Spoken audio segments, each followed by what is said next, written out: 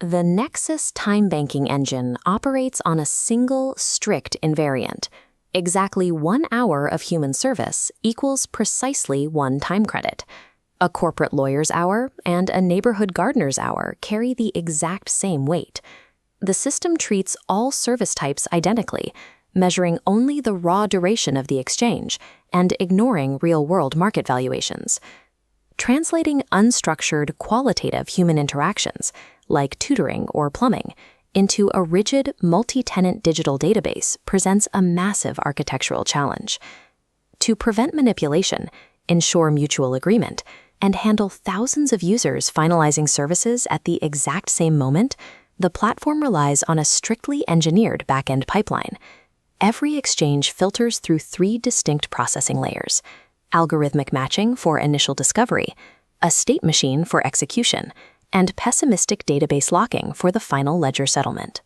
A decentralized digital economy collapses under the weight of its own scale, without strict database invariance and mathematical enforcement protecting every single transaction. The first problem in this pipeline is discovering relevant services without relying on keyword searches, which are highly susceptible to spam and manipulation. This architectural stack details the 6-dimensional composite scoring pipeline. The Smart Matching Engine uses this model to mathematically rank every potential peer-to-peer connection. This graph charts the proximity calculation.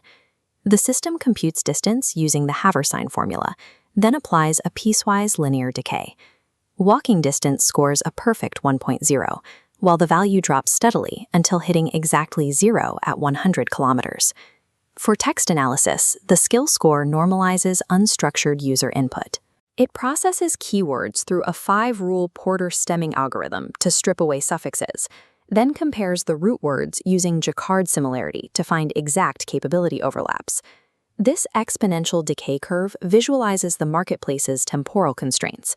Freshness scores operate on a 14-day half-life, meaning an offer published 2 weeks ago is algorithmically worth half as much as one published today. Running parallel to this matching engine is the collaborative filtering service, which generates the reciprocity and quality multipliers for the final score. This grid maps out item-item and user-user interaction matrices. By tracking implicit feedback, like who saves which listings, the system calculates a cosine similarity score between 0 and 1 to predict which users are likely to trade with each other. Because vector math is resource-intensive, the architecture explicitly limits this calculation to a 5,000-row maximum cap to maintain database responsiveness.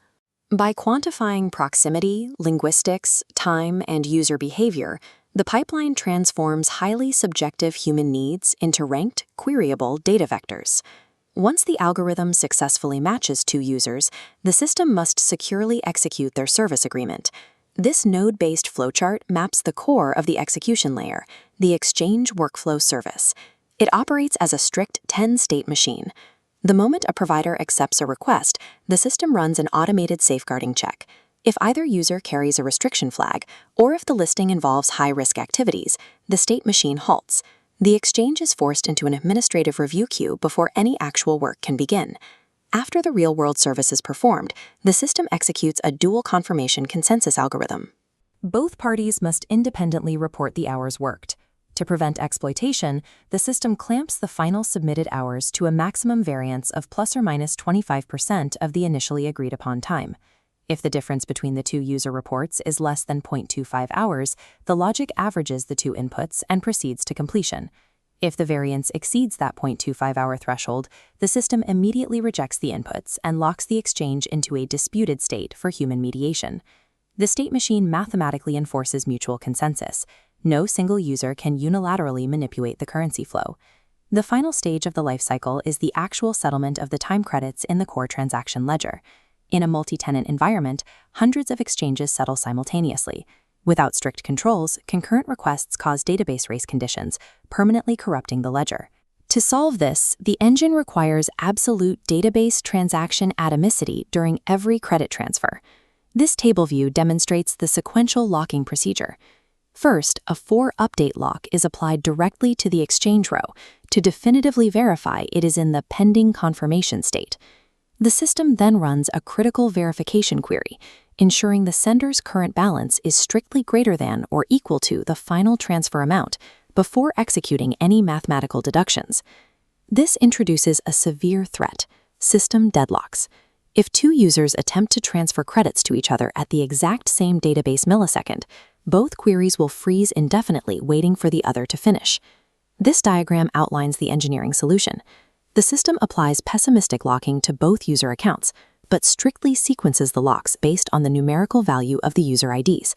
The query must always lock the lower ID first. Forcing the locks into a consistent, ID-ordered sequence entirely eliminates cyclic dependencies. The database processes the concurrent queries safely, one after the other.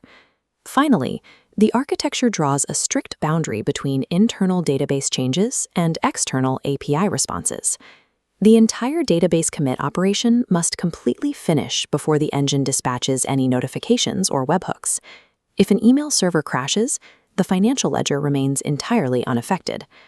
Pessimistic locking and ID-ordered transaction sequencing provide the invisible bedrock that secures the currency under heavy processing load. The absolute stability of these locking and state mechanisms allow the architecture to scale far beyond simple peer-to-peer exchanges. The engine scales vertically to handle aggregated credit pools, managing massive shared balances through tenant-level community funds and specific organization wallets. This diagram illustrates federation credits. The platform bridges entirely separate, independent communities by routing transactions across different tenant silos. The database schema achieves this by routing cross-tenant transfers through predefined inter-community agreements, applying fractional exchange rates on the fly to balance different local economies. Every single time credit moves from multidimensional algorithmic discovery through brokered execution consensus, all the way down to mathematically secured ledger settlement. True technical egalitarianism is a meticulously engineered stack of consensus algorithms and concurrency controls, ensuring every hour contributed holds its exact mathematical weight.